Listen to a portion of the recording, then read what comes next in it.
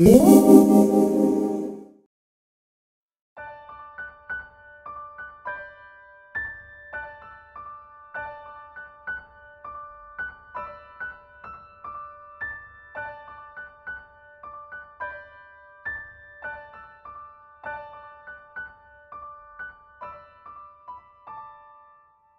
do this because I'm a obsessive compulsive. Most people who get involved with falconry do become a little obsessed with them.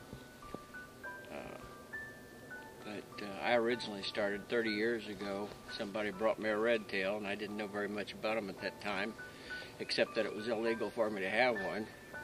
But it was starving, and the guy that had it didn't want to feed it properly like it needed to be, and so I took it, fed it, got it on its feet, and took it to a rehabilitation facility, and that's how I got interested in raptors to begin with. This bird I trapped on October 22nd, and 4 Fridays following that, I turned her loose, and she caught her first rabbit the first time I flew her loose. And I'm doing a lot better with this one than I did the first one. The first one I was a novice at it and didn't really know what I was doing very well. Tended to do what we did today, fly them when they're too heavy. You're always worried about a new bird that you've just trapped coming back to you. Today was a terrible example of it, because she's usually really good at coming down to the fist or following me through the woods really well. But she was self-hunting a little bit today. She's a little heavy, and so that's why she behaved poorly today. If they're not hungry, they don't kill out of spite. The only reason like I said, the only reason they kill is to eat. See how she mantles, spreads the wings out. All raptors protect their food that way. They don't want anything else to see it, because this is when they're in their most vulnerable state.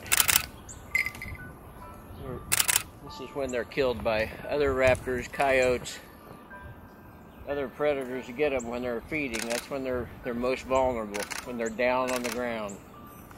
So they usually try to drag their food underneath a bush to hide it.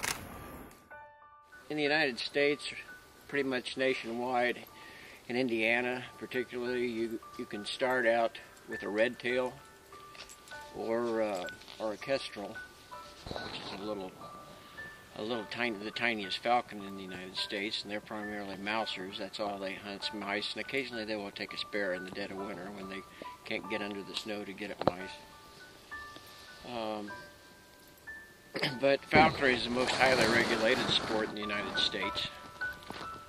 You have to pass a test, a 100-question test, to be a falconer.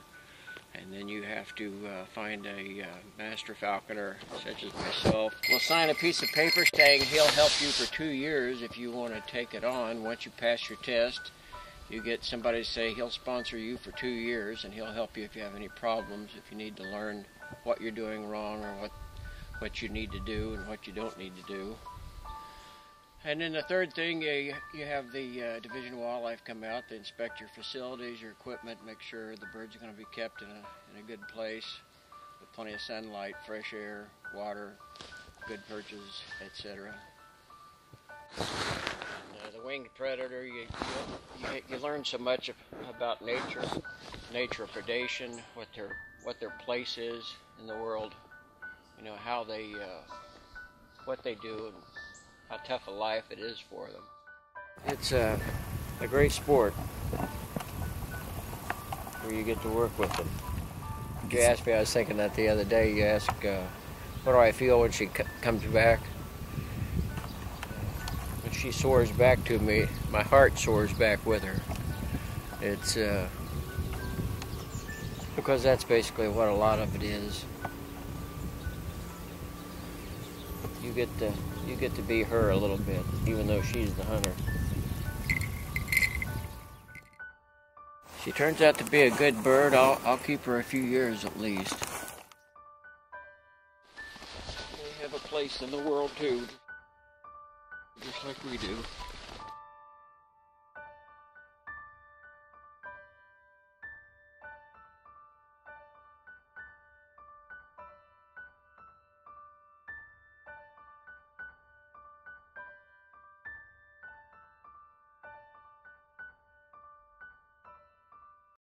you.